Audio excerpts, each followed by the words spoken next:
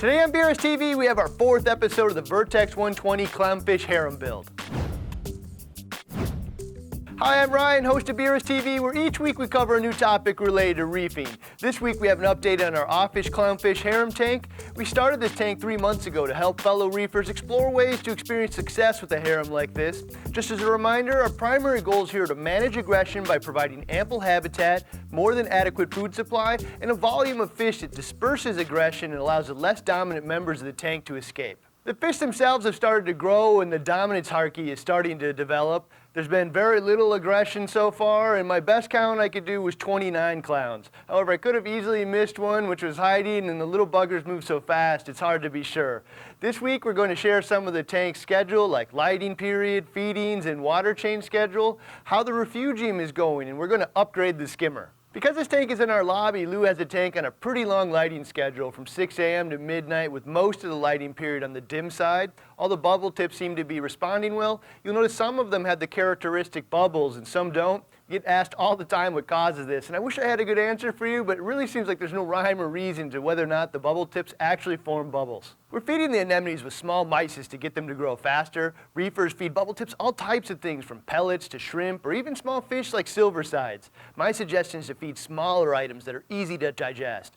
While it might be cool to watch them capture and eat a silverside, they almost always spit it back out in the middle of the night. Large items like that can be difficult for them to break down into the nutrients they need, so they end up spitting it out before it becomes toxic. Some of the clowns have figured out they like hosting in the bubble tips, but a majority are still open swimmers. I'd expect most of them to start hosting in the next few months. Lou has a Neptune AFS auto feeder on a 3-rotation cycle that goes off 8 times a day, feeding the Sustainable Aquatics Hatchery Diet. It's a pretty large volume of food, but it seems to be working pretty effectively at minimizing the harem's food aggression.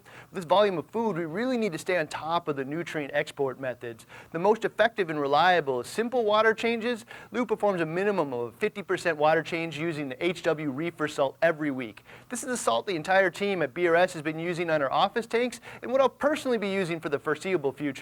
We also installed a refugium with a Kessel light, which spins the ketomorpho around all day.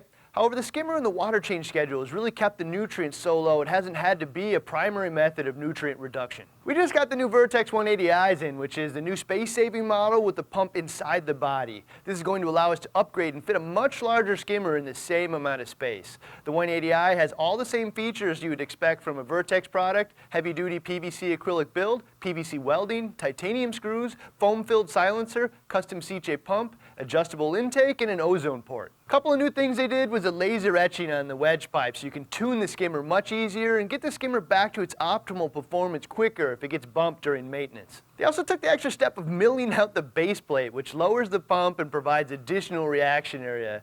I'm always impressed at the lengths that they go to refine the products and make sure they're always 2 steps ahead of their competition. So that wraps up today's update on the Vertex 120 Clownfish Harem tank. We'll check back in a couple of months and share the progress. By then you should be able to see some of the bubble tips split, and we might be able to spot which clown is the most dominant and might ultimately become the female. If you have any questions or things you'd like us to cover in the next episode, check out that comments area down below. If you haven't already, start jamming on that subscribe button, because we upload 2 videos a week now and cover all types of new reefing projects and topics. See you next week with another episode of BRS TV.